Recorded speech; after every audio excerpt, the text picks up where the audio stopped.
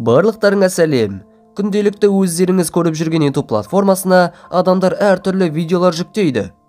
Егер де видео ішінде қауіпті, қорқынышты сценалар болса, YouTube оны қабылдамауы мүмкін. Бірақ барлық жағдайда ережелер өз күшіне ене бермейтін секілді. Өйткені, бүгінгі видеодағы біздің айтайын деп отырған арнамыздың авторы өз үйіне өлікті ұстап, оны видеоға түсіріп, YouTube-қа жүктеген екен.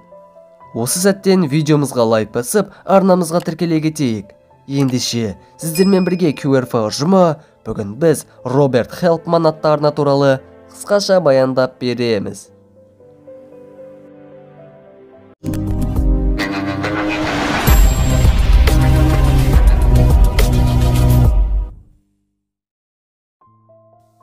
Алғашында Роберт Хелпман арнасында 12 видео болған.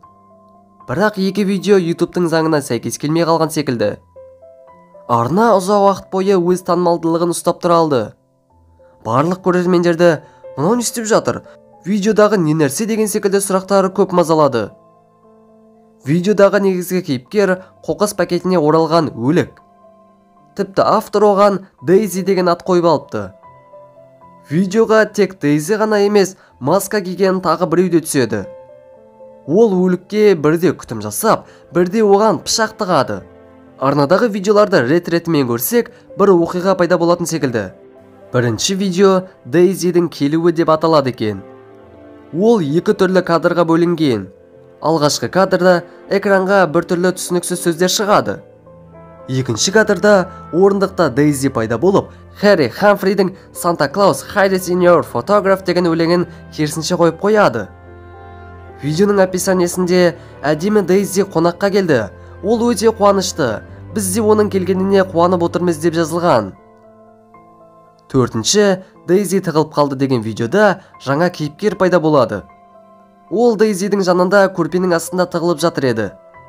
Видеоның описаниесінде өзінің жасына қарамастан Дейзиге көрпенің астына тығылып жатқан ұнайды. Қайырлы түн, жақсы ұйықта, Дейзи деп жазылған. Келесі видеода Дейзи ваннада жатыр, ал оған маска киген әлдекім бірдеңе беріп жатады. Видеоның описаниесінде Дейзи ауыр күннен соң демалып жатыр деп жазылған екен. Видеоның ортасында анау адам басын ваннаға ұра бастайды, ал фонда рождестволық музыка керісінше ойнап тұрады. Жетінші, Дейзи құлап қалды деген видеоның фонында бір әйелдің жылап жатқан дауысы естіледі. Видеоның описаниесінде тіпті Дейзи секілді мінсіз адамдарда кейде сүрінеді деп жазылған. Видеоның соңында Дейзиді біреу алып кетеді. 10-шы, Дейзи ойнап жатыр деген видеода оны қабырғаға іліп қойыпты. Видеоның описаниесінде Дейзи күні бойы ескі әткеншекте ойнады деп жазылған.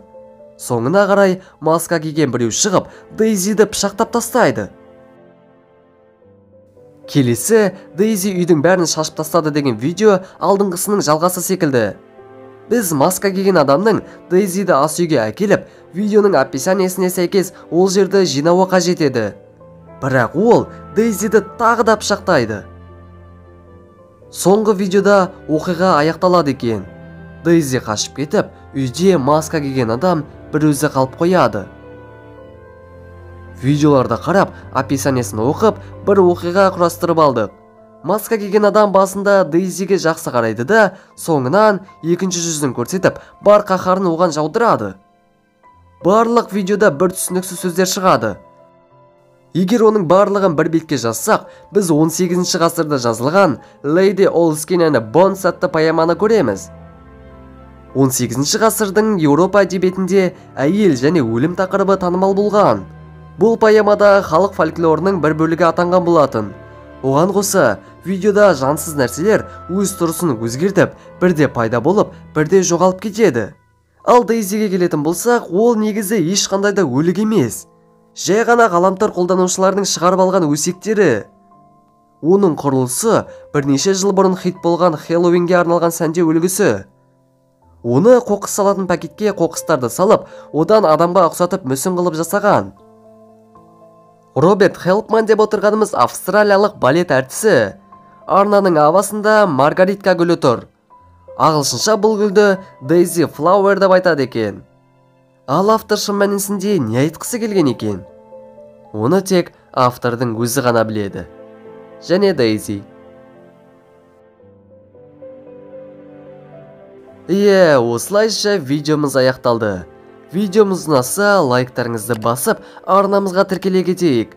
Роберт Хелпман арнасын шын мәнінде бір маньяк басқарып отыр ма? Немесе бұл әлде бір жоба болуы мүмкін бе? Пікірлеріңізді комментке жаза кетіңіздер. Бізде осымен осы.